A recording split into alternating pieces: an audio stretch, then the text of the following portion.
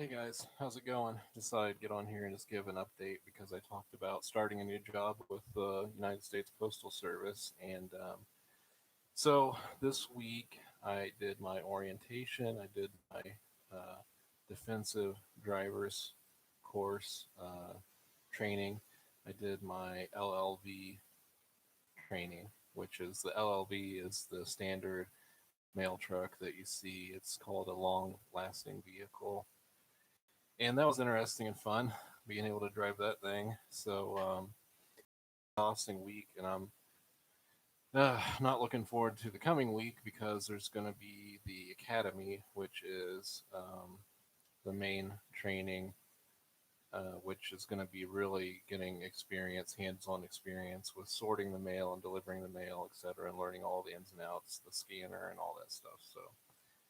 Um, One thing that's been exhausting is that I've had to drive about an hour and a half, or over an hour to the facility um, for orientation, and so it's been some long days sometimes, and it's going to be long days coming up in the next week. I was lucky; some of the days I got off early, around noon or whatever. They usually wanted me there at 7:30 a.m., so I usually wake up at like 5 a.m. and get ready, and usually leave around like 5:30 or whatever. And I give myself, a couple hours where it takes like an hour and a half or less to get there. And so I give myself time, in case I want to stop and get something to eat or stop long or traffic or construction. I got some time. Oh boy. Anyway,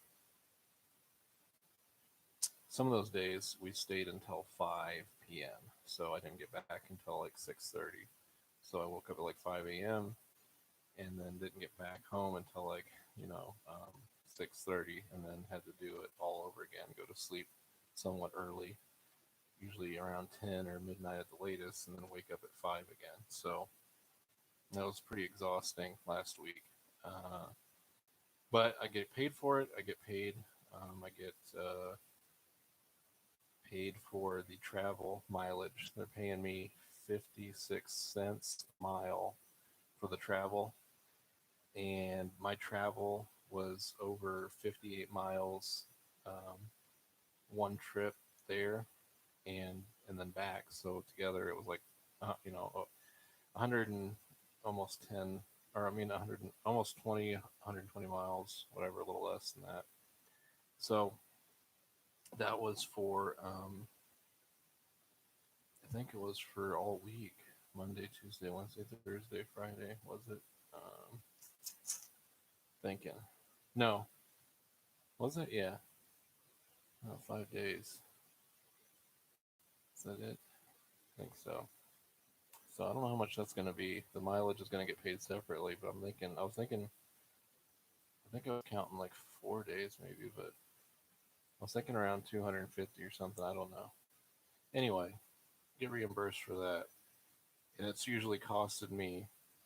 I don't know. It takes almost a half a tank of gas just to get there and back, and it takes like $20 or more for half a tank. So it's probably like 50, between 50 and $60 for a full tank. So been burning through some money going there and back, but the mileage is going to definitely pay more than what it costs. So there's going to be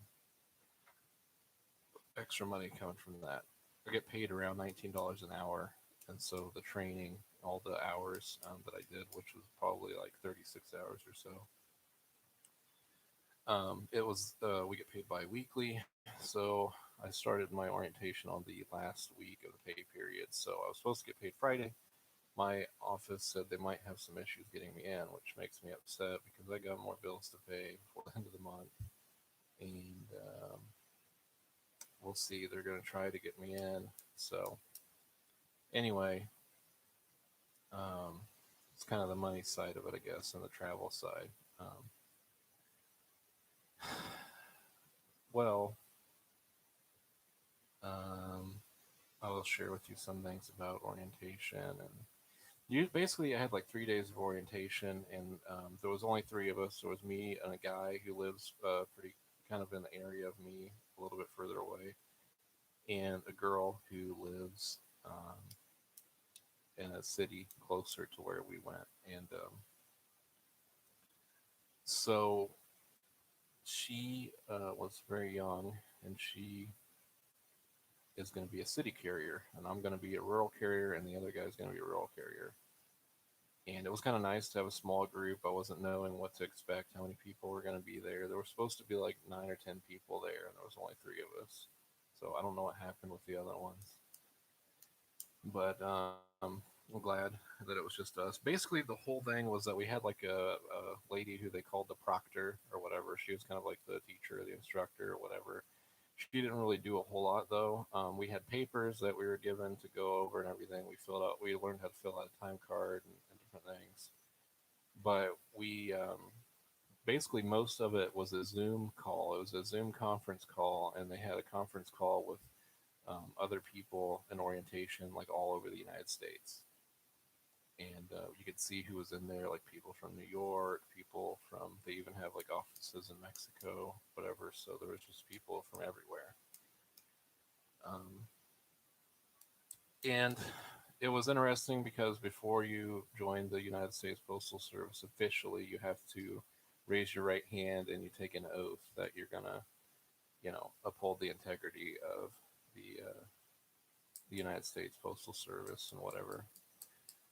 So that was interesting. I've never had to take an oath for a job before, so it was kind of cool, I guess.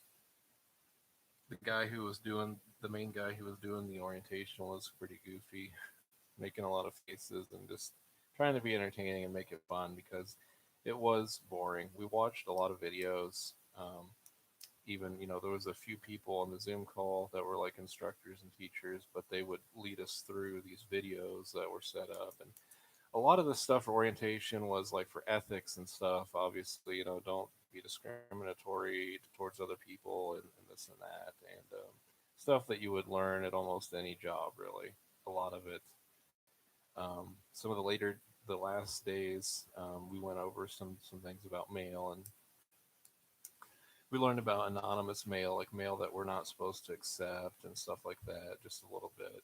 Touched on some different topics like that, but a lot of the more detailed things on the job are going to be for the academy. So um, it was a lot of ethics. We're allowed to take like gift, some gift cards from customers if they want to, like during Christmas or whatever. Sometimes customers will give their mailman want to give them a gift or something, and we're only allowed to take so much, and we can't take cash. And you know, you're not supposed to like run for office if you're working for the post office, unless you're like nonpartisan or whatever. There's just lots of different things like that. Ethical questions, things that we learned. A lot of stuff that probably for the most part doesn't even pertain to a lot of us. But we went over some of the benefits. We went over the website where we're going to access all of our benefits and our hours, and we can go and we can look at posters, and we can read manuals and stuff if we need more information. They got a nice website set up for us to access a lot of things.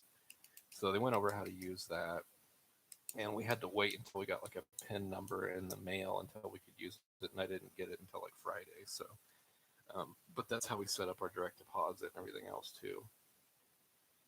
Like I said, we had the defensive driving course. We watched a lot of videos. It was a lot of basic stuff. It was like learning how to drive all over again.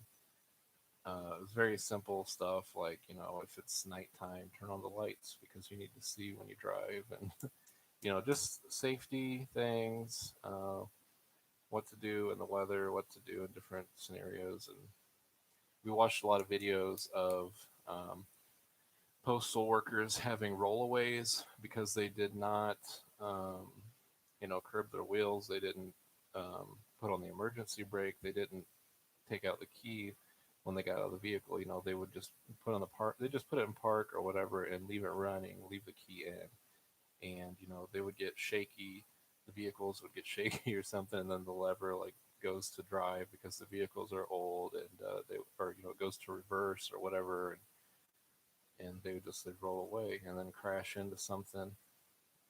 We've seen drivers crash into people, or crash into other cars because they weren't looking or whatever. They weren't following all the safety protocols. They weren't, you know. using their mirrors or whatever. Just they weren't using their signals, or you know we learned how to do like a safety check for the vehicle, make sure the seatbelt works, make sure the horn works, make sure the lights work, make sure the tires have air in them and there's no metal showing, and make sure there's no scratches or dings or whatever on the body, and if there is, to notify somebody so they don't think that you're the one that did it, etc., etc. For my job, mostly I'm going to be using my own personal vehicle, so I don't get to use LLV, but they train everybody on them anyway. Eventually, the post office probably wants everybody to have LLVs, but a lot of smaller offices, it could be like a money thing, or just because we might have more dangerous, not, I guess not dangerous, but whatever, we might have more bad roads that get muddy, that have gravel, that are too rough for those kind of vehicles. Uh, maybe dangerous for those vehicles, or just not for them. I don't know. Whatever. Eventually, they have other vehicles. They have a mattress, like a van, like a Mercedes Benz kind of van, and lots of different vehicles. And so we did the LLV training, which was interesting because it's a right-hand drive vehicle, and here in the United States, we drive on the left side. And so it's a box truck, and it's a little higher off the ground. It's not really too huge though, but it's interesting. The tires are able to turn like really sharp on it.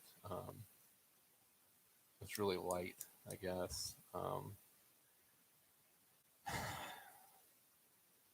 There's a lot of mirrors on it, a lot more mirrors than your regular car. You don't have the rear view mirror because you have the box part behind it.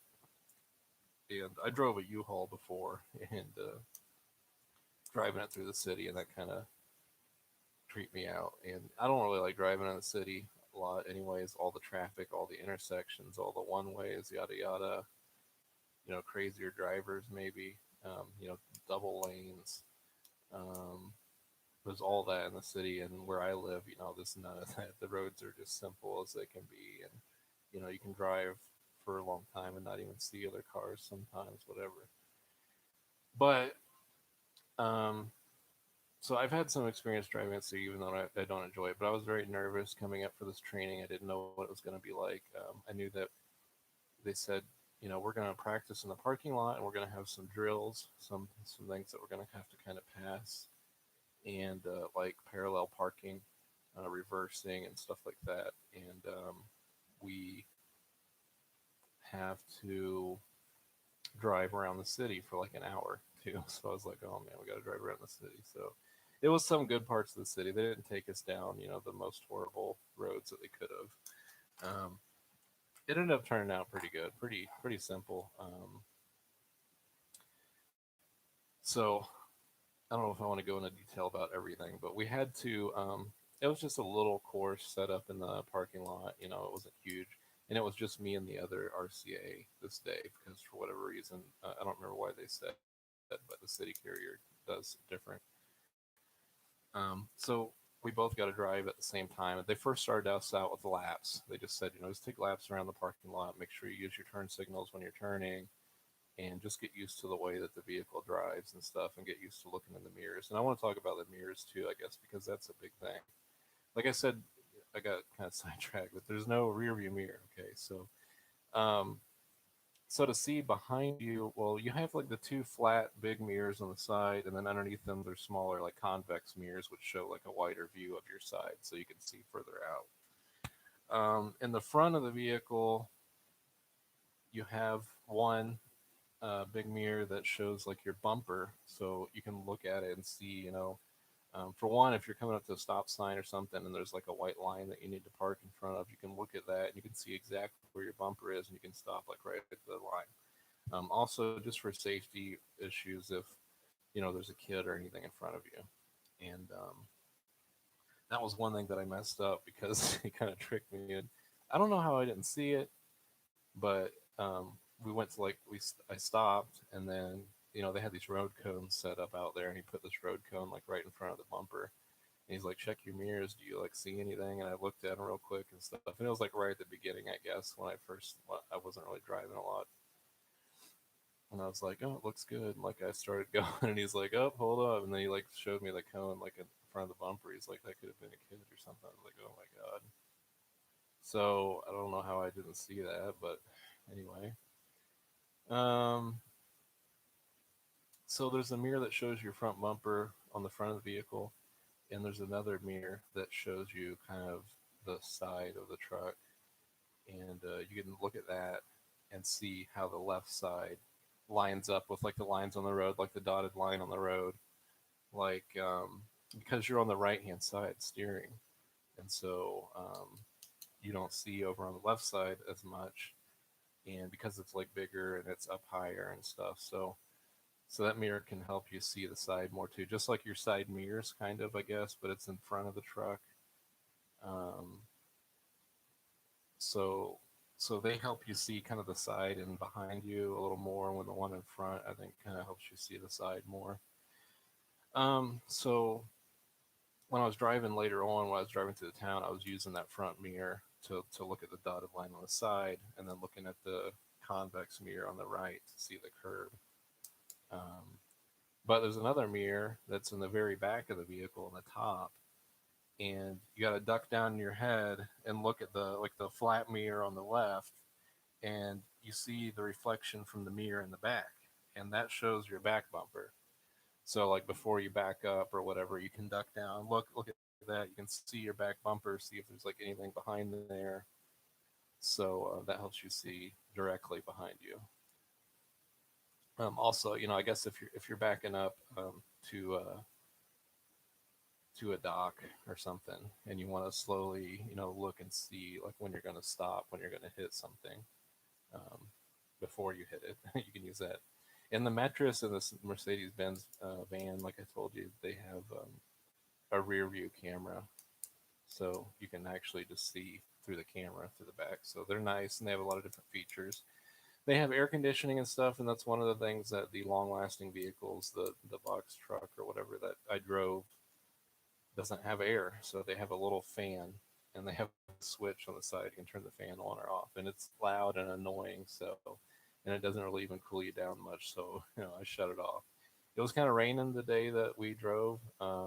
It was pretty warm out. It was like kind of sprinkling. It was just a little dreary. It wasn't really much like a downpour, but it was enough to where like I would use the windshield wipers every now and then. And the windshield night wipers would get annoying too with their sound. And it was kind of like hypnotic, after a while. It's just like, I don't know. They just whatever. They made some noise, and so a lot of times I just turn them on just to clear the window and then shut them off for a little while longer, whatever. But you got your blinkers, and you got like lights in the back, if you need to see your packages or whatever. I was just amazed at kind of how small they are, because I've helped with with the um, United Parcel Service with UPS. They help seasonally for like 6 years in a row, and their trucks are way bigger, and they hold way more boxes. So even if you filled up a post office truck with boxes, that's like a third or something of the boxes that I've seen in a truck before. So I thought, to me, they're like tiny. So I'm like, if filling those out to the max is, stressful to most people or whatever, then I would think it would be pretty easy for me. Everyone needs one of those mirrors to see your bumper. Howdy, brother. Hey, how's it going? Yeah, you do need to see your bumper. Um, it's interesting. I was talking to my UPS driver about doing the driving training too, and he said do the rock and roll method. I guess like in his truck, like rock your body and stuff, to see blind spots in the mirrors. Look at the mirror from different angles or whatever. So talk about the course a little bit. Um, they had some mailboxes lying around. It was a little fenced in parking lot, and so they had mailboxes lined up kind of like in an L shape, and So there was like four mailboxes that we were supposed to stop at. So the first one that we stop at, we just pull up to it, and we need to pull up close enough to it to where we can reach it, like we were going to deliver mail. So that one was, just pull up to it. That's all we had to do. Just pull up to it without, hitting it with the mirror or whatever else, but get as close to it as we can.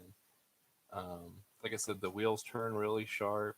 You got the mirrors to where you can see how close you are to the curb. You can get really super close. The mirror is up pretty high, so you can avoid the mailbox pretty good. Get close.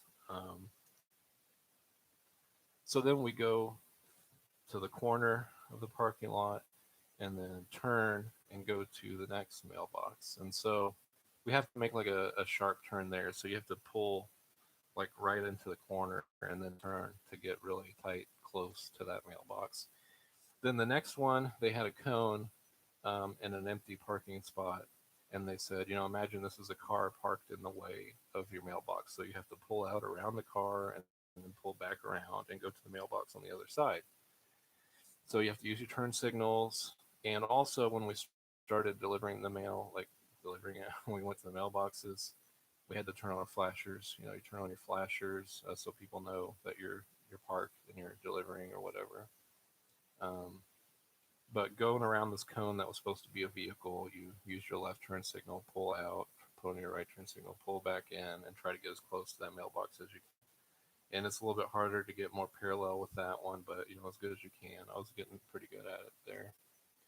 The next one had a cone like right in front of the mailbox, and they said, imagine that that's a trash can that someone put out in front of their mailbox. Okay, we're not allowed to move them or anything like that. So all we could do was pull up on the other side of it and on the curb on the other side, and then shut off the vehicle and get out and then deliver the mail. So we had to again put on the left turn signal and then the right turn signal and go around it, pull up to the side parallel to the curb.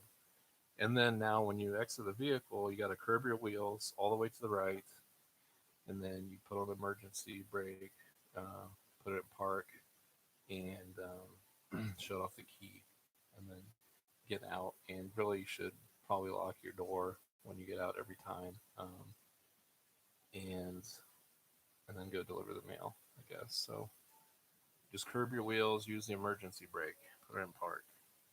Um, we also had parallel parking, which they had cones to kind of outline everything.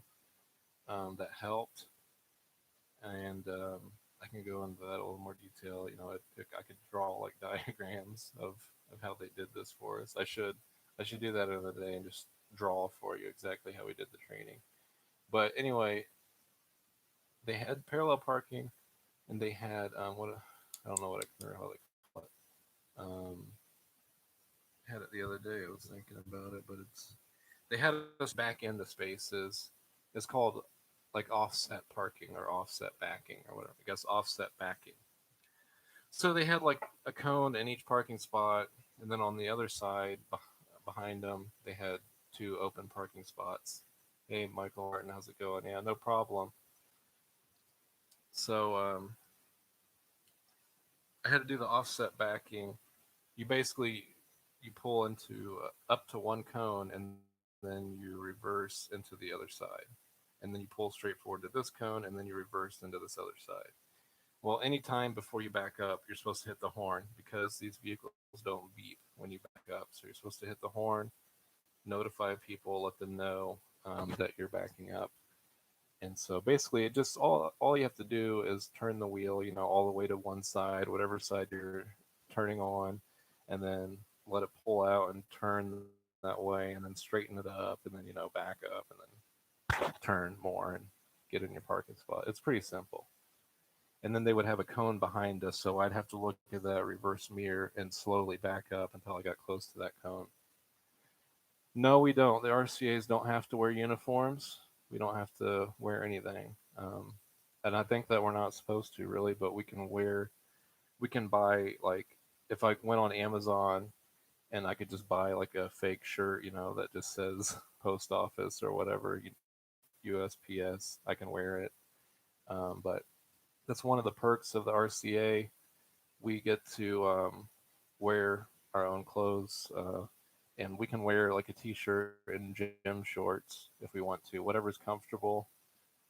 So that's probably what I'll be wearing a lot of, except for when it gets colder and stuff. But just gym shorts and a t-shirt, and I don't have to prepare, in the morning getting dressed in a uniform or make sure the uniforms are clean or whatever. I can just throw on some clothes and go. So, as long as it's respectable, as long as it's not anything vulgar on our shirts or whatever, obviously. But even, something with a design on it or whatever, they don't really care. And it's kind of up to your postmasters and stuff too. And I think my postmaster is pretty laid back. So, really, yeah.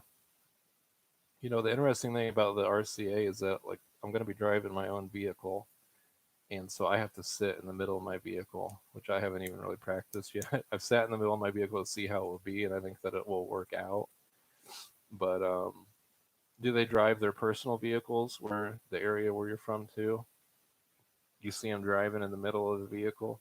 You can also get like a conversion kit, or you can buy, a car that's already been converted, or if there's an old postal carrier that had one for sale or whatever, you can buy them used. Or you can get pedals put on your right side. You can even get a steering wheel put on your right side if you want to go for the full conversion. Um, so I had the offset parking. We had the mailboxes. We had the parallel parking. We had the offset parking, the backing, and then we had a right hand turn lane.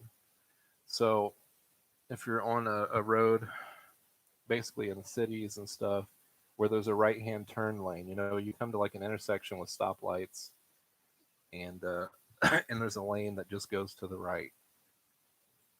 We have to go up and park at that line. We have to ride the curb as tightly as we can to the right and park at that line. And then you have to pull your vehicle out to the left to see to the left, because there's like a major blind spot because you're on the right side of the vehicle, the right hand drive. And if you just pull up to that line and look, you just see out this way, but you don't see the traffic that's coming the other way. So you have to pull out to the left and then look out the window. So that was kind of different, but it was really nothing. We got to practice that on the course, and then we practiced it when we drove around town. They took us to one of them too. So it was really fun actually. I was nervous at first. Um, I think for the most part, the only time that I really made a mistake was when he put the cone in the front bumper, and which would be a huge mistake if it was somebody. But I think that they kind of do that to kind of trick people too. But I don't know why I didn't see it. I don't know if it blended in or if he purposely put it like somewhere where I couldn't really notice until I moved. I don't know. Some of them have their vehicle steering wheel on the right side. Yeah, I'm gonna see how far I can get with just driving mine in the middle, the way that I am. I'm a little bit tall, so I can reach, to the left of the steering wheel, and I think I can reach out to the window easily. So the only bad thing about my vehicle is it's an SUV, and there's like a gear shifter in the middle, so I have to like straddle the gear shifter. Um, so I don't know how comfortable that's going to be with all the mail and everything else in there, and it's going to be kind of cluttered. But I think it'll work. So I'll make it work. If I have to try to find a cheap right-hand drive vehicle or something, I could. Um, so, um, do I get issued an official ID? Yes, I do. I actually have it. I'll show you. Hang on.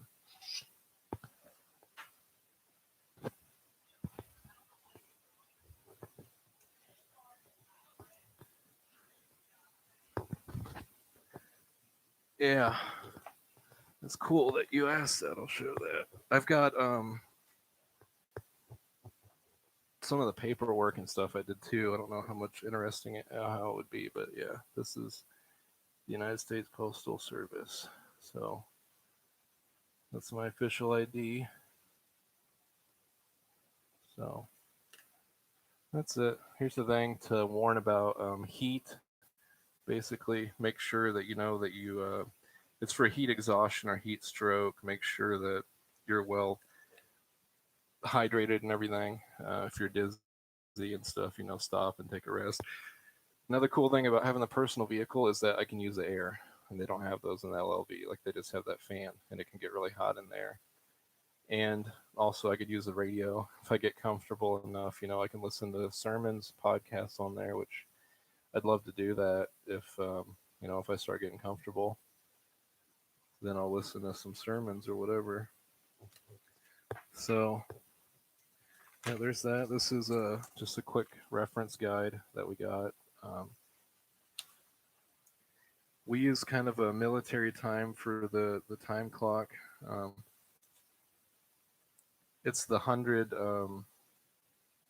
don't know what it's called, but like 5:30. The 30 minutes would be like point 0.50. So it's interesting. Got this is like an accident report form. Hopefully, I don't ever have to use that, but this is what we fill out in the event of an accident.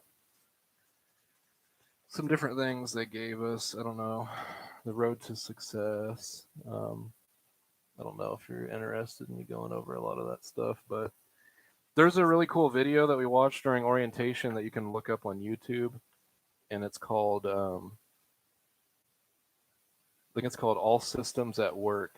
If you look at All Systems at Work, it shows you like the huge processing plants, and it's pretty interesting because um, a lot of the mail goes through a machine that has a camera, and it takes like a picture of the address on the mail, and then it has like a list of known addresses in its database, and it matches them up with them, and it knows like where to send it and stuff. So yeah, 24-hour time. Yeah, that's what it is. Yes. So that video's All Systems at Work, and it kind of shows what the process can be like if you're wanting to send mail like across the country, from the person putting it in the mailbox and from it going to the other person's mailbox all the way to the carriers and everything else through the plant. So it's we learned a lot of different things. I don't know.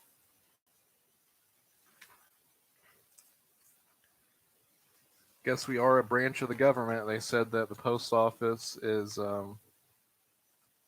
it's in the Constitution that every American has, the right to have mail or whatever. They say that we are not supported by tax money. We don't take money from the government. I guess it's the post office is like self-sufficient. A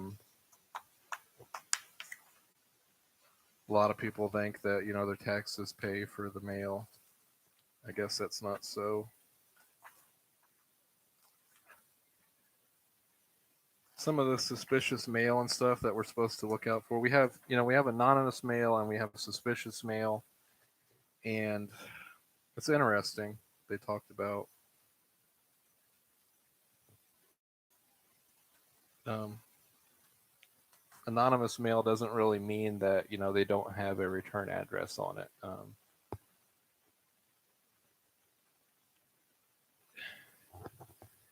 It's just I don't know. Don't know if I want to go into detail about all that. Not. It's like I'm giving a class here. I'd have to remind myself of everything. We're going to go over all this stuff again this week. So I'm still brand new. I haven't really even learned squat, honestly. I've learned a lot of what I've really learned is from reading online and from watching on YouTube, because there's lots of people that share information out there that you can talk to. So like I already knew a lot of things even before going into this, because I wanted to know what I was getting into, what to expect and everything. So, the internet's a world of information that you can search and find out almost anything you need to. Uh, Postage and other things pay for it, I believe. Yeah, that's right. Yep. Um, yeah, we're a union, and the rural carriers and the city carriers have a separate union. We talked to our district representative and asked a lot of questions, and it's interesting. Uh, yeah, I'm drinking a Monster. Need to wake up. So let me think. The benefits, man. So every office is different, and because you got bigger offices in the cities and you got smaller offices, and so it just all it's hard for them to even say any one thing and say like, this is how it's going to be at work for you because everything is so different everywhere. Postmasters are different how they run things and everything.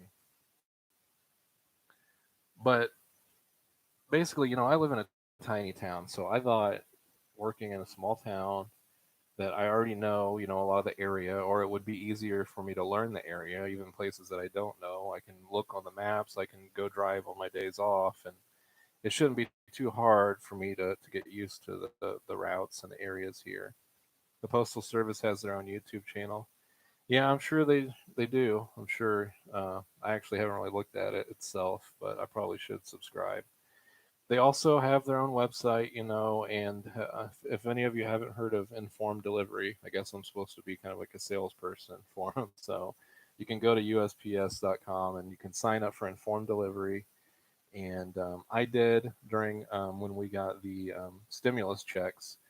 I wanted to be alerted when that was going to be coming in the mail, and so a lot of I did a lot of research about the stimulus check online when it was coming. Everybody was looking forward to it, and so people were talking about informed delivery. So I signed up, and it lets you know when your mail is coming, and you get a picture, an image of your mail, and you get even your packages that you're going to be receiving. You can see the tracking information on them. So it's a free service to sign up for if you already signed up at the post office. It might not be available in every location, but I think in most locations it is now.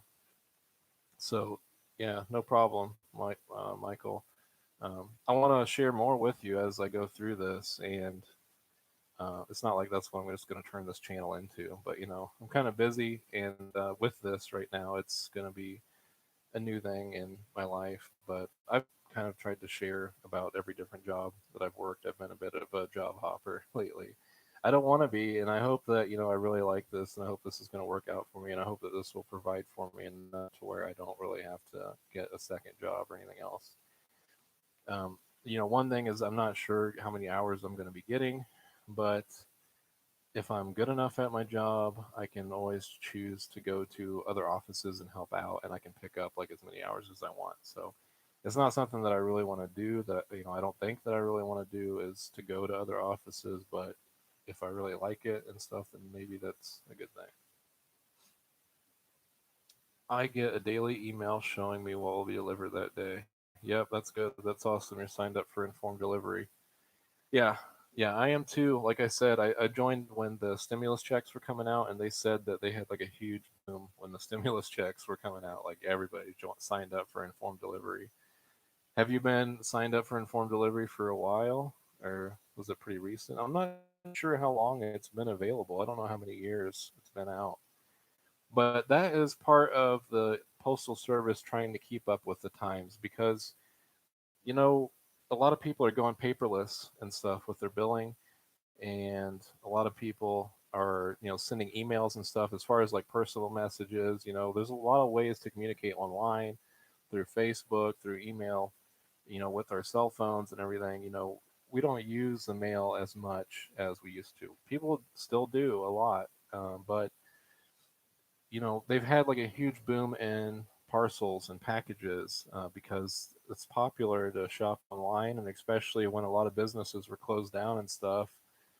Um, for COVID and whatnot, they got an increase in packages. And just because of Amazon just getting bigger.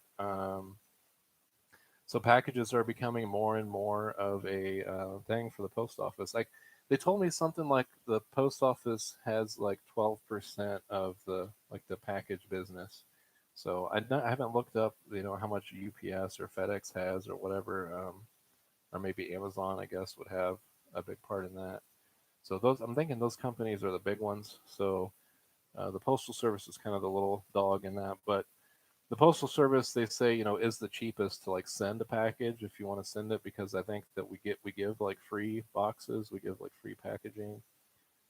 A couple of years maybe, yeah. It's awesome. You got to see the pictures of your mail on informed delivery, and even like like I said, I had to get a PIN number sent to me in the mail so I can get online so I can set up my direct deposit for work. And so I saw on informed delivery when it was going to be coming, and then it's kind of a relief, and you don't have to wait until, like, my mail doesn't usually get here until like 3 or 4 p.m. So it's nice to be able to see like early in the morning, like, okay, it's coming later. But just if you're gone or you're at work or you're on vacation, or I'm sure there's a lot of uses of it to where, what I was getting at was how the world is changing, and the postal office is becoming bigger with packages, and the online world is changing everything. So informed delivery is a way for them to keep up and to be relevant and to, stay in the fight with all this online stuff. It connects, the physical mail part with the internet, and the convenience of that and everything. So it was really like a huge feature. So uh, I don't know. Something else. Okay, let's. I've been talking to my postmaster for a little while since I started this. My postmaster, her kids went to my high school, and her oldest son was like a year below me, and I actually got held back because in the eighth grade because I was terrible, uh, into partying and stuff, and didn't care about school at all. And a lot of times I didn't do my homework, so I got F's. I failed. So anyway, especially in science, for whatever reason, I didn't connect with science, and I didn't even care to try, and that was really what held me back. But anyway, I ended up being like in her oldest son's class, so yeah. And I thought he was a pretty cool guy, pretty athletic, and a little bit crazy too. Not like a partier like I was, but he was fun. He was kind of like the class clown type. But so I knew her kids a little bit, and even her younger son, and I thought they were cool. I think we got along. So um, I've kind of always known of her, and even their dad. He was a police officer in town, and even when I worked at Casey's, he would come in and we'd talk or whatever. Um, so I found out, she's the postmaster. So that was one of the reasons that I kind of wanted to sign up too. It's like it's a small town. I've already had some delivery experience with UPS. I'm kind of familiar with her, and I think that she's nice, so she'd probably be a good boss.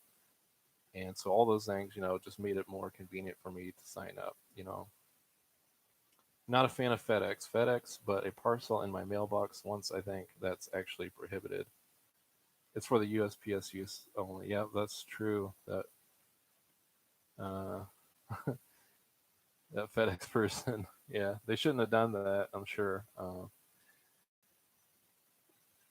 But the postal service, FedEx is like any other job. You got lazy people, or maybe just people who just are new and they don't know what they're doing or whatever. But I know when we worked for the UPS, we never did that. I might have even asked or tried to. Sometimes with my driver, he's like, "No, we don't."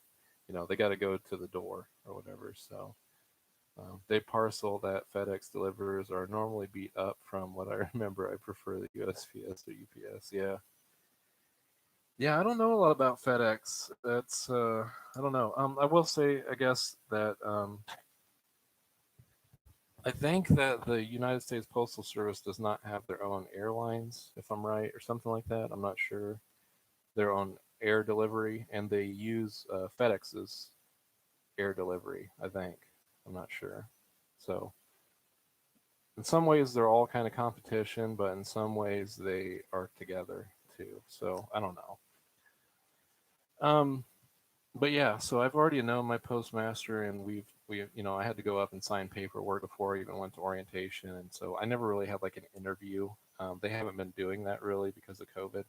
So, but I talked to her when I went up there to sign papers, and we've had each other's number, and So she's been in contact with me, and she asked like Thursday night. She was like, "Can you come in Friday and can you come in Saturday in the morning at 5 a.m.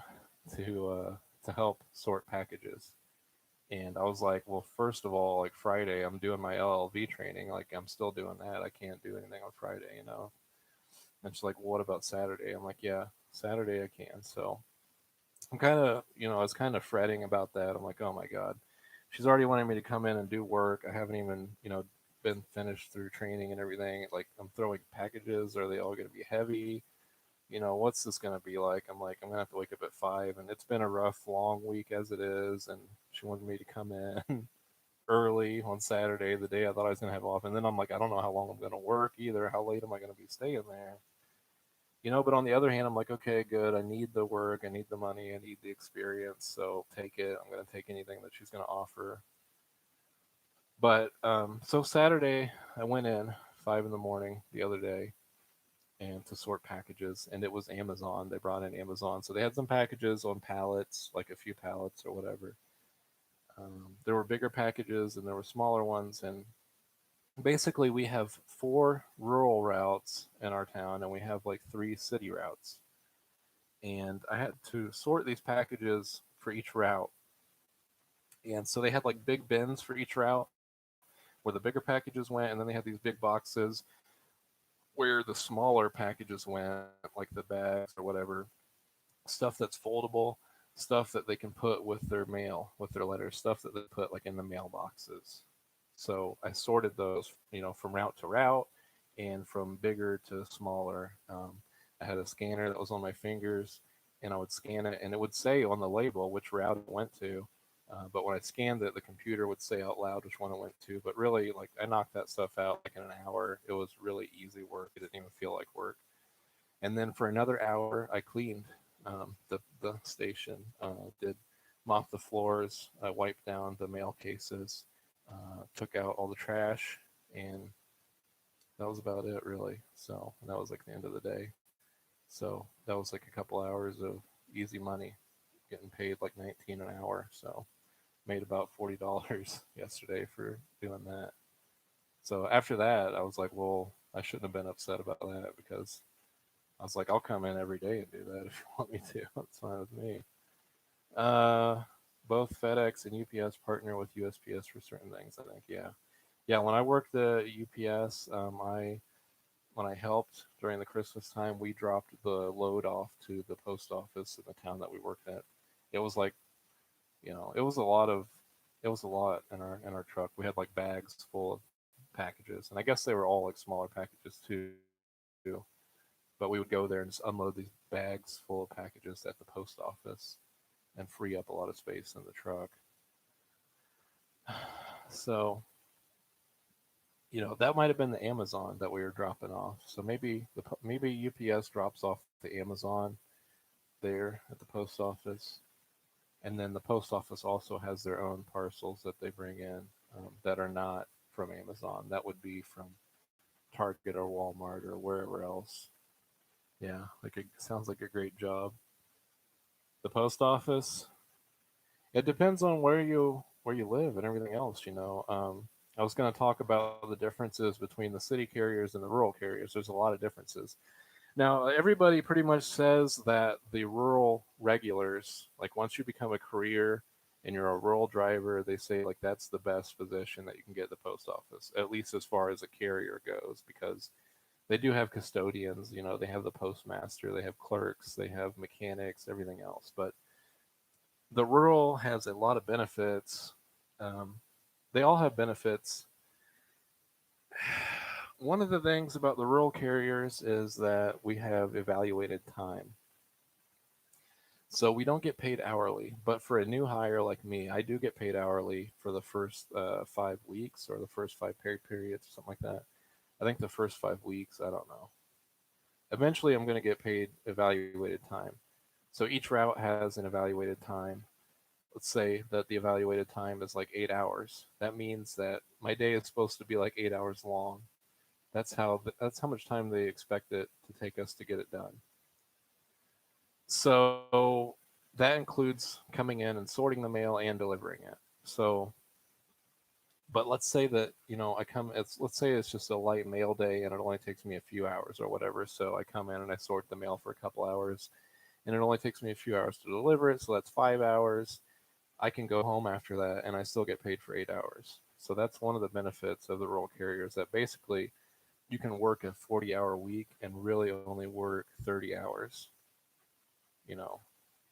So you still get paid for a 40-hour week when you're only doing like 30. You're getting off at like noon every day. So that's a possibility. But it's also a possibility that you work in Christmas time when we're slammed with packages and you have to work longer than the evaluated time and then you might not get paid for it. So I don't know how much often that really happens, but I mean, I think it's a possibility, I guess. I don't know how that works, but with the exception of having to use your own vehicle. Yeah, but like I said, there are good things about having to use your own vehicle too, because you have the air conditioning, you have the radio if you want to. You can adjust things how you want to, like how you're comfortable driving, how you want the mail in your vehicle. But yeah, the wear and the tear on your vehicle, I guess, could be expensive. I'm gonna find out. But you get paid for mileage for your route. So you get paid 80 cents a mile for your route. And I was just thinking today, I don't know how long my route's going to be. I can look at it online and see what my route is. There is a there's another feature on the website of the United States Postal Service. It's called what's it called? Every Door Direct Mail, something like that, EDDM, and you can look it up if you go like type in, just go to Google or DuckDuckGo or whatever you use. Just type in EDDM USPS Every Door Direct Mail, and you can look up the routes in your town. So I looked up my routes, and I think that's for people who want to like mass mail. And looks like my light was flashing or something. I don't know what that was, but so I look at my route. I can see how many stops I have and stuff. And my route that I'm going to be doing is like the tiniest route, so I feel like I'm probably going to have it pretty made.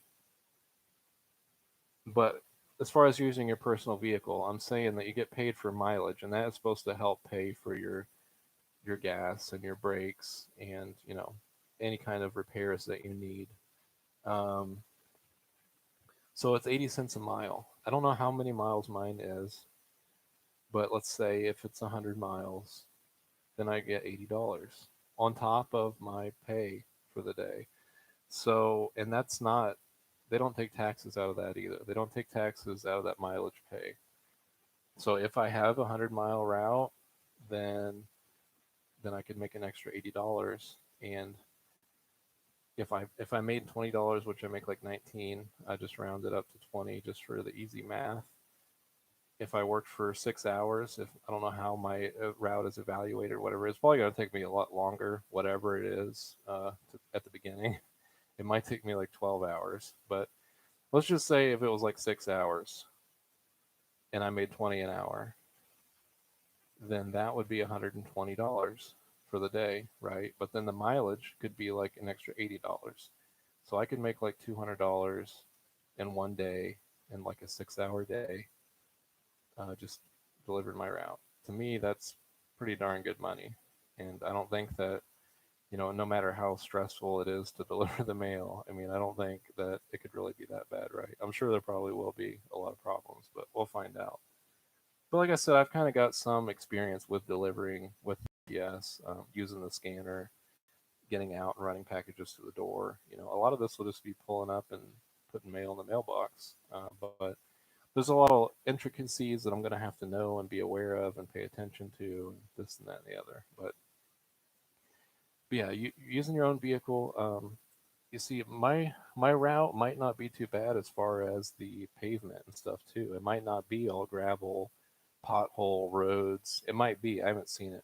I'm actually going to have a shadow day tomorrow, so I'll let you guys know about that too. I don't know if I'll make a video tomorrow when I get done. I might if I get done early and I have time or whatever. Uh, I should talk about how I'm switching insurance plans too, because Progressive I've always been using Progressive, and I wanted to get a commercial policy to make sure that I'm covered at work using my vehicle for work. And Progressive really kind of screwed me over because they told me that first of all, I found out I've been paying way too much for insurance all along, for years probably. But they told me to get this new policy for commercial full coverage and everything. It was going to be like 180 for the first payment, and I was normally paying like 170, 175 for full coverage and stuff, which I found out was ridiculous.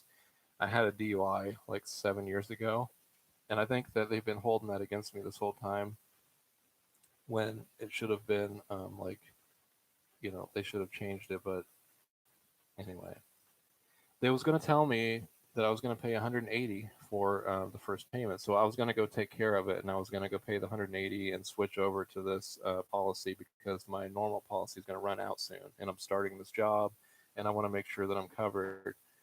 And they told me that the longer I wait, there's a possibility that the policy will change. So it was like a week later when I went up there. I went up there a week later when I could have the money to pay, and they told me that now my deposit was going to be $400. And I was like, no, I think that I'm going to have to be looking at other options because I can't pay $400, and I'm not going to pay $400 for, a new policy for insurance. So you guys are insane. So I called a local insurance company, and they're going to give me insurance from like IBM or something, or IMT or something. I don't know, something I never even heard of. They're going to give me renter's insurance, which is going to cover me for $40,000 in damage for my belongings. And they're going to give me full coverage, everything I had before, and they're going to give me like free rental or whatever if my vehicle breaks down, towing, everything else. And it's going to cost me like $100 a month, and it's going to cost me 150 up front. And I was like, wow, why didn't I go to you guys a long time ago? Because I'm going to be saving. He said I'm going to be saving like $700 a year on just my auto insurance. So I think maybe it was even like 900. I don't even remember. It was a lot. It's ridiculous. I just feel dumb for paying what I was paying the whole time now. Anyway, tomorrow I'm having a shadow day, which basically is a day where, of training at work where I'm not going to do anything. I'm just going to be there watching, listening, taking notes, asking questions. I'm going to be with the person whose route I'm going to be covering. I'm basically like a sub, like I'm going to be there on this person's day off every week. Whenever they call in sick or whatever, I'll come in too. So yeah, 180 to 400 in a week. It changed. Yeah, I'm like, you just told me 180 like last week. He's like, I know, and he's like, we're on the phone to try to see if there's anything that we can change about that. And I'm like, okay, so I'm like, all right, well, I'll wait, and see if you can change that. And then he's like, well, I'm sorry, we can't. So I was like, well, you guys aren't really leaving me with much of a choice but to shop around then, because I'm not going to do that. So tomorrow's my shadow day. I'm going to go into work at about 8 a.m. and I'm going to follow. Um, the crazy thing is that I don't know if it's because of COVID or what. I think that normally you would be with the mail carrier in their truck, but because of COVID, maybe, or whatever, now they just want me to follow the driver. So after we're sorting the mail, she's going to show me how she sorts the mail and stuff. And I'm going to learn more about that in Academy later this week. But I'm going to get the first taste of seeing her do it, seeing what it's like. And after that, she's going to go deliver. I'm basically just going to follow her in my vehicle. And I'm basically just going to see her reaching out, putting the mail in the mailbox. But there is an app, like an Under Armour app or a Nike app. I downloaded both of them. They don't know. I think it's the Under Armour one I'm going to use. Under Armour, like the athletic clothing or whatever.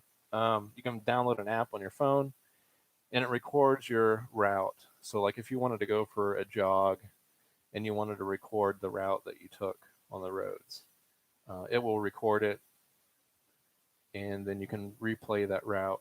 So basically, while I'm following her while she's delivering mail, I'm going to be having that app on, and it's going to record the exact path that she uses when she's delivering. So that will be a helpful tool for me to know, what where to follow. Um, Also, in the scanners that you use, they give you directions like a GPS. I'll have GPS on my phone and stuff, but I will use this app which will have a recorded route, which I'll follow the exact route that she follows. So that'll be helpful. I'm going to learn a lot more tomorrow and really get a taste of what it's going to be like. So I'm looking forward to it. I'm not really too anxious about tomorrow at all, but I am anxious about the academy for the rest of the week. So I've been going to Springfield, Illinois for the orientation. That's the place that's about an hour and a half away from me. That's the city's capital. And I used to live there. And it's not, the biggest city in Illinois or anything like that. It's not crazy like Chicago. It's big, but it's not, insane. But they do have a downtown area. And that's where like Lincoln's home is and stuff. When Lincoln lived in Illinois or whatever. They've got the Abraham Lincoln Presidential Museum. I used to be a member of that, and I used to go visit that all the time. Love Abraham Lincoln and all the history that he has around here. And anyway, so the location that I went to for my driving training, for my orientation, it was one of the plants in Springfield. But for the academy, I'm going to a different office. And this office is downtown, where the traffic is more one ways, it's more compact traffic, and they have a parking garage. I got to go to the parking garage and pay like $5 every day to park and then walk to the office. And we're going to be doing a lot more hands on training, learning. And it's going to be long days. I'm going to have to drive there in the morning, early morning, get a spot in the parking garage, walk there, go through all this stuff, learning, all this information being crammed into my head, and then drive back. Make sure you record start and end on your first shadow trip mileage. Richard B. Yeah. I think that they have an estimated mileage like she'll already know. Like it's not like I don't think like the mileage changes every day. Like I said, we get paid by like evaluated time, so there's already going to be an evaluation of like 8 hours or whatever. Like you're expected to be able to get this done in 8 hours. I think they're also going to have like an estimated mileage that they're already going to have for that route. So it's not like every day my mileage is going to change and stuff. I think it's like a set number, which I'll find out tomorrow. I hope it's big. I hope it's like 100 miles because that'll just be more money that I'll make. And that's the thing that we'll lose if we lose the personal vehicles. If they have us use the LLVs, then we won't have that mileage. So it's like, okay, if I'm comfortable with using my own vehicle, if it's working great and, the repairs aren't really a lot or whatever, then that'll just be money that I'll miss out on. So it can go either way. It could be a good thing or a bad thing if we had to use those. But my postmaster said, some of our roads, our rural roads, are rough. I don't know how rough mine's going to be, but because of that, because of limitations and money and everything else, they might be using personal vehicles for quite a bit longer. Eventually, the post office as a whole probably wants everybody using their vehicles. But, that's like a long term thing that could still take a long time.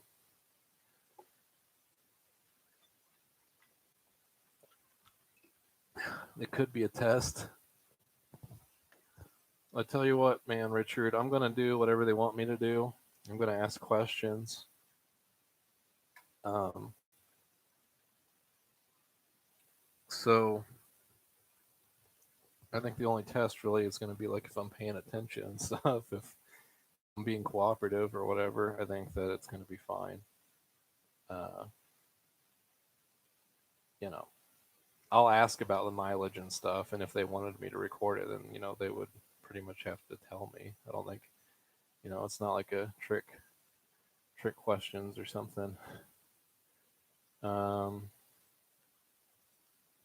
Yeah, I'm looking forward to tomorrow. I don't know what it's going to be. Technically, I'm not supposed to touch the mail, but knowing how my post office is smaller and stuff, who knows? They might have me running packages tomorrow.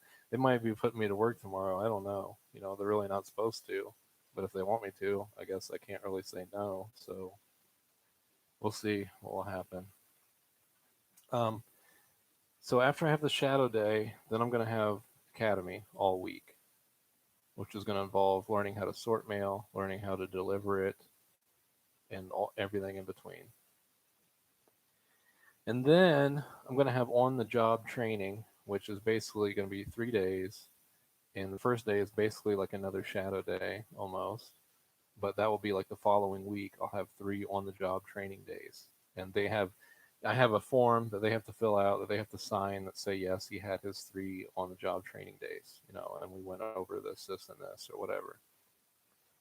So, and then it's more like after that, I'll pretty much kind of be on my own.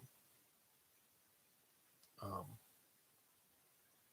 but I'm just ready to get the Springfield Academy crap over with because having to wake up so early, having to drive, and just the differences too. Because Springfield is a lot bigger city, and the way that they run things could be a lot different. My town's small, my post office is small. We're going to be like a small family, where the bigger offices could be tons of people working together, lots of different attitudes, lots of different things going on, and it can be a completely different world. So yeah, they're going to teach me the basics that like everybody needs to know, but they could be teaching me a lot of things that when I get to my town's post office, they might be like, "Yeah, we don't do things that way," and then you know. So, but this is something that I have to do. I'm looking forward to it, but I'm anxious at the same time, and I'm anxious just because of how long and draining these days are going to be. It's going to be a long week, guys. But I think that the rainbow, the gold is at the end of the rainbow, whatever, however you want to put it. It's after that, and I just start working in my office. Like I'm looking forward to that because I don't even care, even if they want me to come in at 5 a.m. I can wake up just 30 minutes before and just get up out of bed and just go. It's not like I have to wake up and then drive and that and then like when I get off, I can come right home. It's not like I have like another hour and a half until I get home. So I'll have more free time. And that's the nice thing about this job is that, you know, it could be like a part-time thing. I might not be working a lot, but I might be working a lot. I don't know. I'll probably definitely be working a lot between Thanksgiving and Christmas for sure. Um, Otherwise, it's going to depend on a lot of different things. But I'm sure that if I talk to my postmaster, like I said, I can go to other offices and pick up more hours. But I think that even in office, there will be opportunities to get extra hours. But I want more time to do Bible studies and videos, and I want to have like a good work-life balance. And I think that this might be a better opportunity for that. I can make more money in one day than I would at other jobs, and I might not have to work, 5 days a week. So even if I worked, a few days or whatever, that could be pretty decent. Yes, I would definitely prefer a smaller post office too. Yeah. What's the difference between a an RCA and an RC? Like you mean like a career, like regular rural carrier? So something I wanted to mention too, really quick, is just kind of like my personal plans. Like I said, I want to do more Bible studies and stuff. Obviously, I want to get my life just in order more. It's been pretty chaotic for the last. It's been chaotic for a while. It's been a chaotic year, but my first check, like not this check that I should get on Friday. I don't know if I'm even going to get paid Friday or not, but my first check in August should be pretty big because of all the training hours and all the mileage and everything else combined, which I'm hoping that I get mileage for my shadow day too and for my on the job training. I'm going to find out about that. But I should get a lot of money on my first check in August, which I have a lot of stuff that I still have to catch up with, a lot of bills and everything else. But one of my goals is to get like a gaming computer, which basically just, a cheap computer that I can get. I'm looking at maybe getting one for like 300. It's not going to be like an insane expensive computer, but it would be more powerful with a video card, and so I can record old games that I play and stream them and capture them and stuff. But anyway, that's something that I want to do in my off time. But I want to record more videos doing Bible studies and stuff too. And I think that they'll kind of go hand in hand. When hopefully I'll be working, I'll be active, I'll be motivated, I'll be in a better mood. And so a gaming computer would just be another piece of equipment that I can use to record videos with that will, be a little more powerful and handle more things easier. So that's an idea that I have. The difference between the regular carrier and the RCA. Um, a big one, and hopefully my battery doesn't die on this because you can see it's on the last bar. So the difference between the career and a non-career basically would be the benefits would be a major one.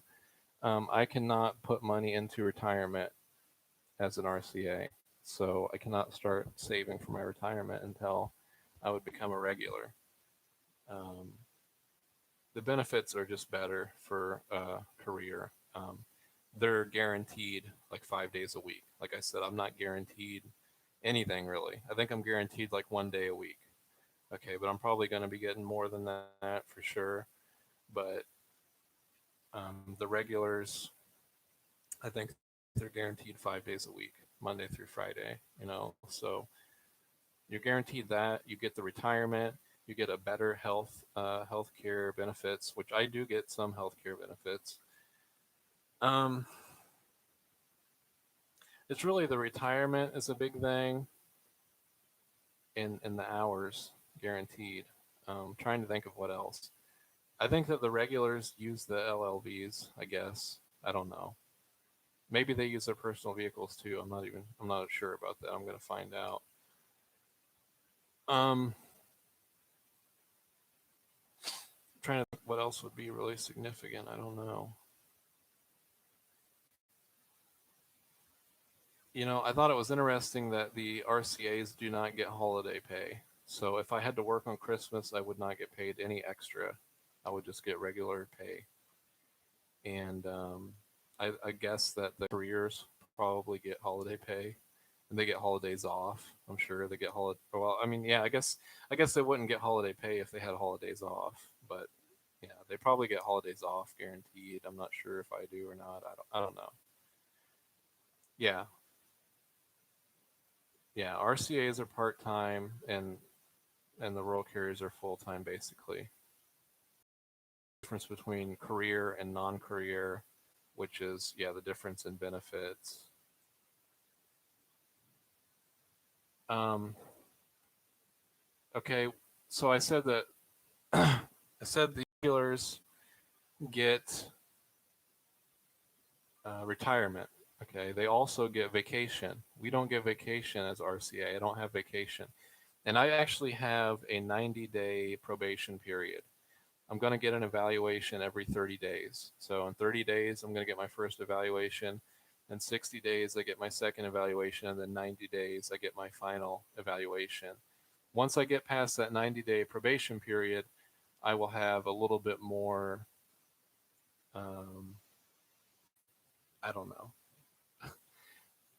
I'm technically not supposed to take like any days off within my 90-day probation period. I'm technically not supposed to um, have any major problems really.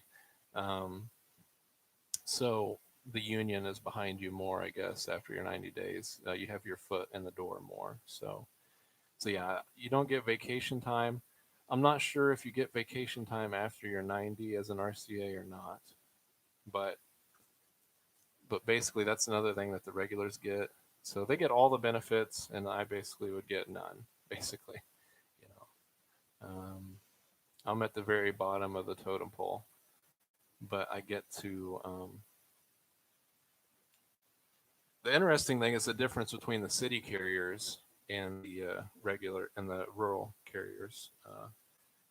Because, like I said, I get evaluated pay, so I can get done early and still get paid for a full day.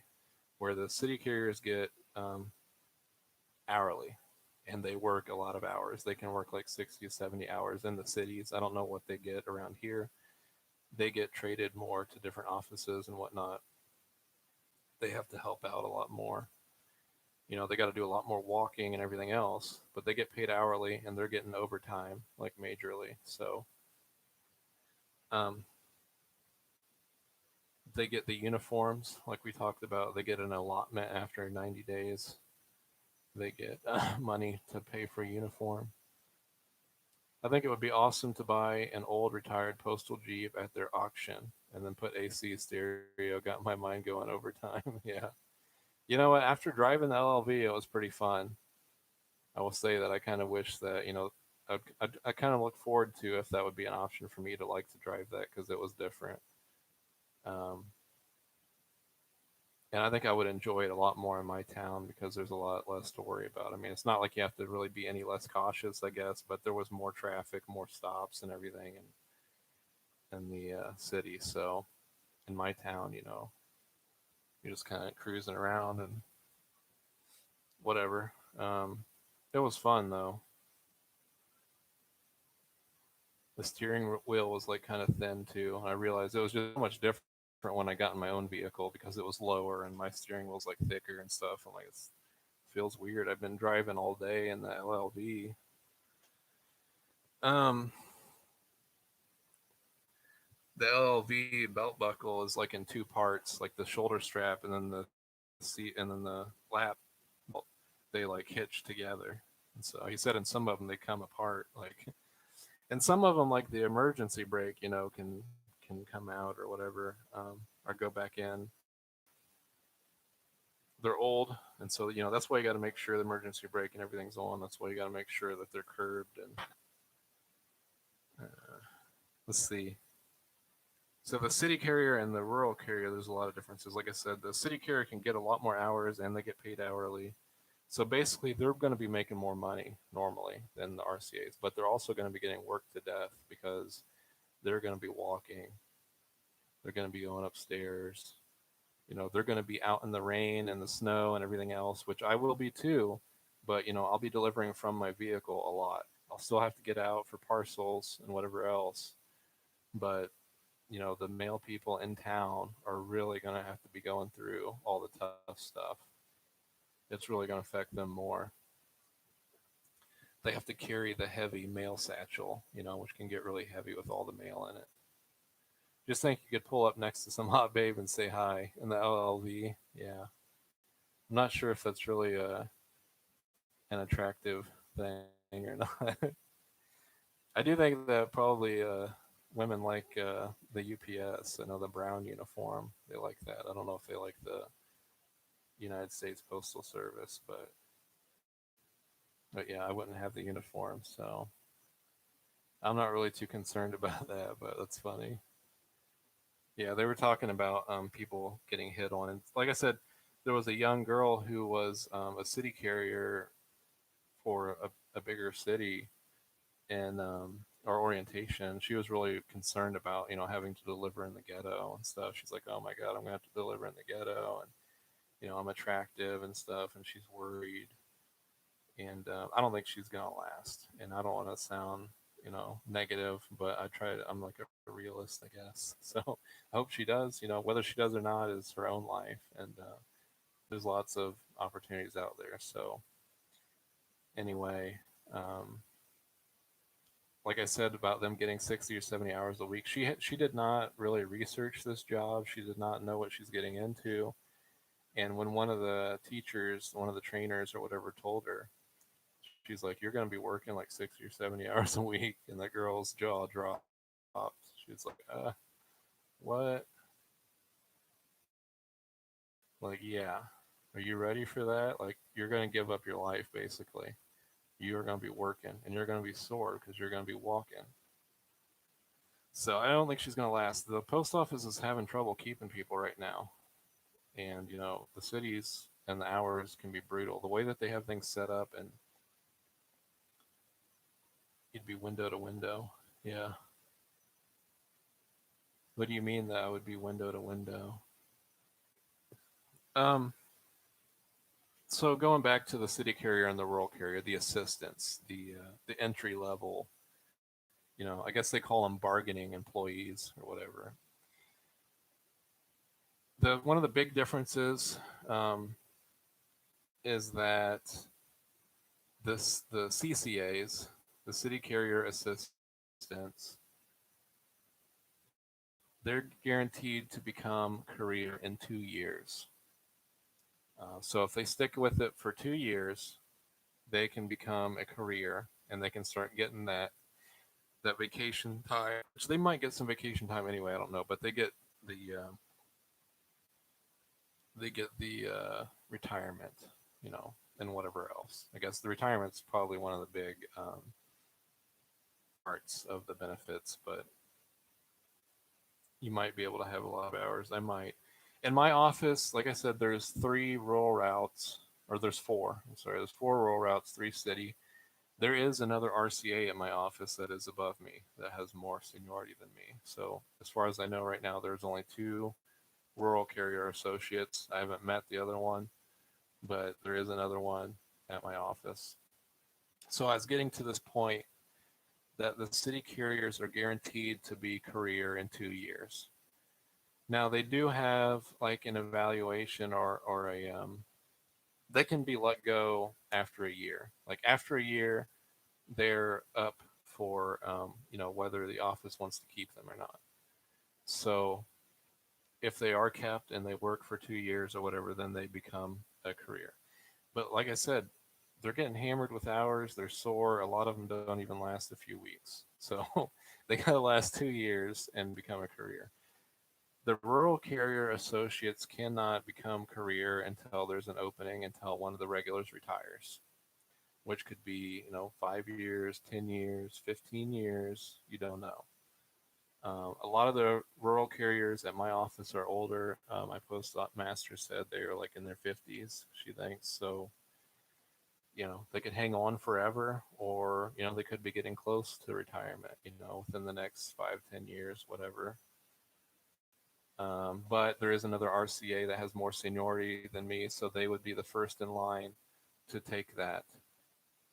So if they stick around, then they will get first dibs at becoming career.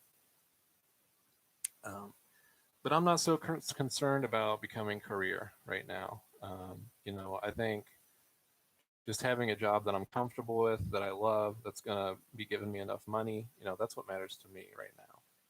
You know, After a few years down the road, I might be like, man, I want to be a career, and I can always, switch later on. If you want to switch jobs, you basically have to resign. Like I would have to resign as an RCA if I wanted to switch to CCA, and then try to get on in 2 years through being a CCA. Now, originally, my post office had a CCA position available, and that's the first thing that I applied for. My postmaster said that they had someone who worked at their office before went to another office, and then when they had the CCA opening, they came back and they took that. So I didn't get the CCA. So I was like, I'm going to apply for anything. I already had an idea of applying for the post office. So then they had rural carrier. One of the reasons that I applied for the city carrier is because they said it wasn't a lot of driving, and I've had 2 DUIs, which has been a long time ago now, but I thought, they might not want to hire me for driving. It might be harder. And I thought walking would be good for me. I need to lose some weight. I need to get some exercise. I thought, this is a small town, walking on these nice, beautiful days, even in the bad weather, maybe it would be good for me and getting out and seeing people and everything. But that was taken. So, so then I'm like, okay, I'm going to apply. I'll try for RCA, whatever. I'll just get into the post office. But, from what I've heard, RCA is, the rural side is really the better side. Um, so we'll find out.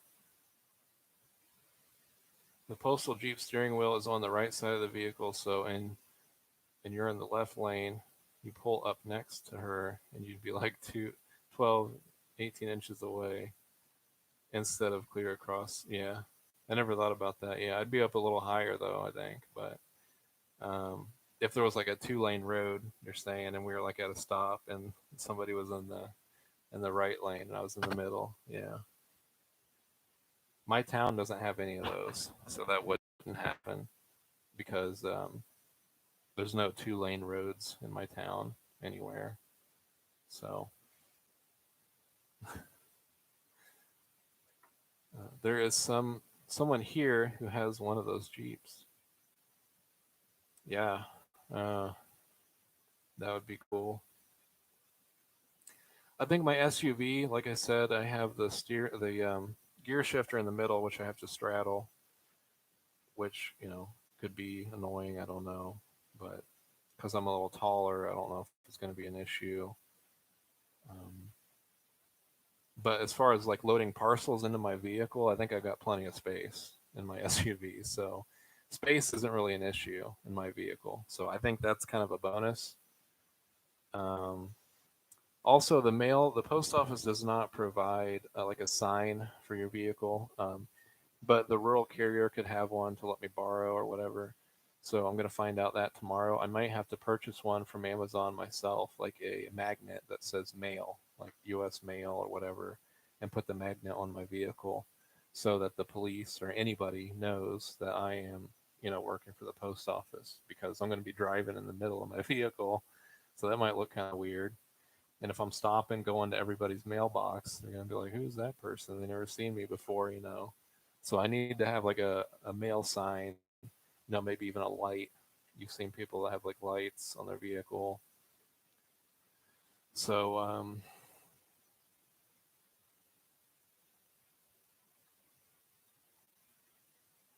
think I'm getting a call from my mom, maybe on Alexa. I don't even think anything about that.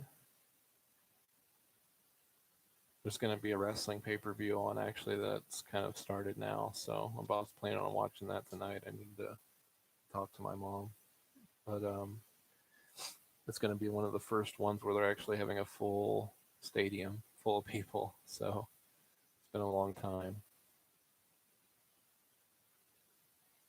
They have those magnets that say U.S. mail. Yeah, I wonder if they're going to have one for me to use to borrow or whatever.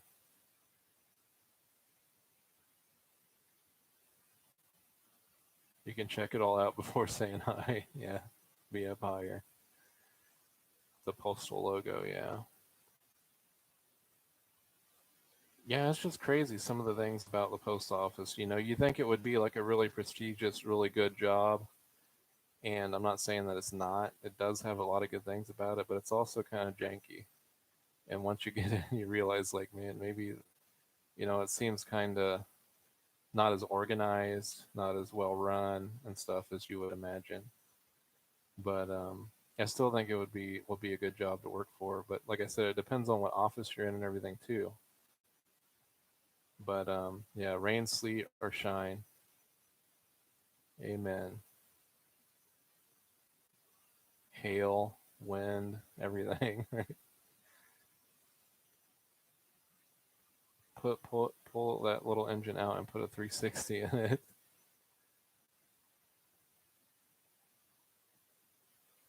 I'd like to see a postal truck demo derby. I went to a demo derby on July 4th. It was pretty cool. I thought about uploading some of those videos, but yeah, I think it topped out at like 80 miles an hour, so it only goes like 80. Driving that thing down the interstate, that would be fun.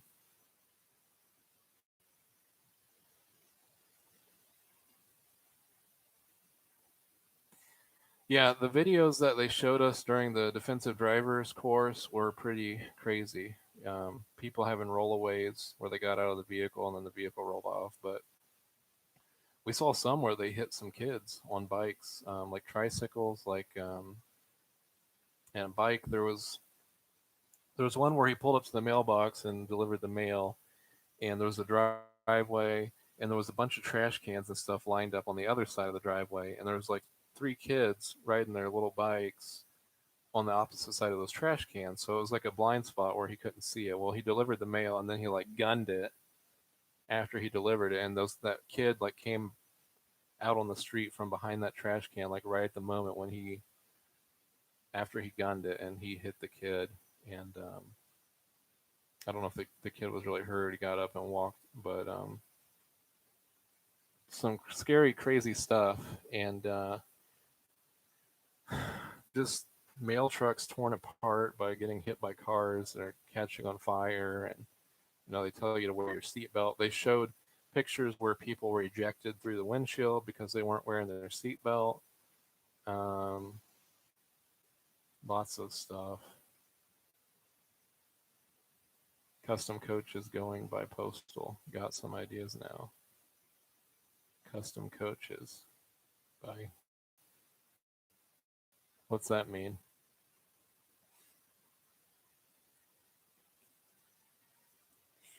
Well, I might want to get off of here, guys. Kind of had some plans I didn't think about, but I'm glad that I got on here. I'm glad you guys were on here to talk to, so it was fun. So I want to share more of this experience with you. I might not make another video until next weekend. I don't know. I might make one tomorrow after my shadow day. I probably will tomorrow, I guess, if I feel up to it when I'm done. But on my academy days, I'm probably just going to come home and be able to eat and relax for like an hour or two and then go to bed. So I won't be doing anything. If I don't do anything tomorrow, I probably won't until next weekend. But yeah, keep me in your prayers, guys, for the travel and everything else because I'm not looking forward to this week. I'm looking forward to it being done. So, but got to do it. And it's exciting learning new things and all that. I am looking forward to it, in that aspect. But I'm like, the uncertainty and just knowing how long and draining it can be. So, yeah, thanks, Michael. Pray for you guys too. You guys have any specific prayer requests? I guess I shouldn't be selfish and just say, pray for me. Deck them old ones out.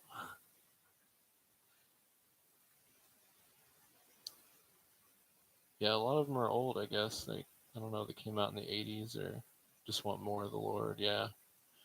Me too, brother. We all need that. Thanks, Richard.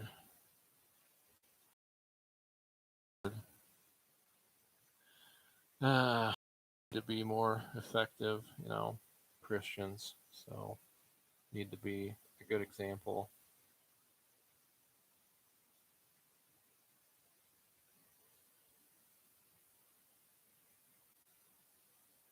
I don't know that there's a lot of sermons that I've listened to recently or anything really that have been on my mind that your family would genuinely come to Christ.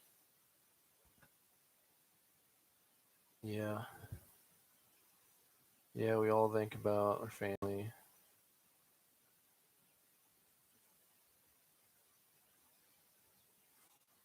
Hmm. Yeah, I've seen that Brian Denlinger's wanting to make like what is it? Like tracks, like gospel tracks or something, or little booklets. What's interesting is a lot of people are going to Rumble, and I've started a Rumble channel where I just started uploading some old things. But I think that I really might try to use Rumble more in the future too. I'm going to use YouTube. Obviously, it's just been around and it's easier, but it seems like Rumble could become something. Like earlier, I was thinking, BitChute was going to be something, but it seems like a lot of people have switched to Rumble. Rumble has a pretty good app. So on your phone, I don't know if you use Rumble a lot, but they have an app that actually works kind of decently. The search engine might not be very great, but if you're subscribed to somebody, you'll have, on your homepage, you'll have all their latest videos on there. And it's pretty simple and easy to use. And my mom has Roku. She has a Roku device and it has Rumble on it. And the Rumble app on there is, pretty easy. So I have Amazon Fire Stick, and I was gonna see if I could get Rumble on that too. I don't know, but Rumble has an app for your phone or just about anything, and besides, some preachers and stuff going over there because of freedom of speech, being so impacted by YouTube and everything. Just like recently, they had the audit hearing for the Arizona audit in Maricopa County, and YouTube pretty much took down all those videos, basically. But you can find them on Rumble. So if there's something you can't find on YouTube because it's not politically correct or whatever, you can go on Rumble, and it seems like it might become a pretty cool alternative. So I was impressed by the app because I knew that I could watch it on my computer on the desktop, but then when I was at my mom's and I got it on the Roku device, and then I got it on my phone, I was like, okay, Rumble might be something. So should check that out. Should get Informed Delivery if you don't have it. Do you have Informed Delivery, Richard B?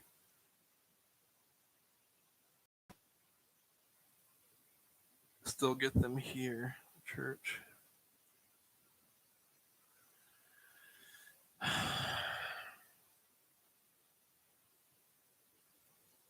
Oh man, it's gonna be a rough week. Probably be a rough week for all of us, right? I don't know what you guys are going through this week, but that's cool that you got Informed Delivery, Richard. Yeah, it's nice. It is. And they said they told me that if you get like coupons from something, like if you got coupons from Macy's or whatever, like on Informed Delivery, if it shows on your mailbox or whatever, they said like now it'll have like the web here to like take you to whatever. Yeah.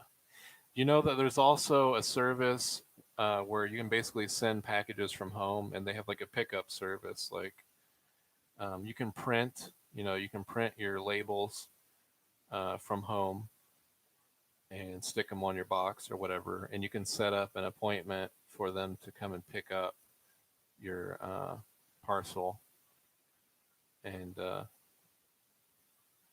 send it and deliver it. So they said basically, people can set up an at-home business like on Etsy or whatever on eBay, and you're selling stuff out of your home, and the postal service will pretty much take care of all of that to where it's the convenience is really easy, and you can just have pickup scheduled, and they're doing all the work for you, really sending it all out and everything.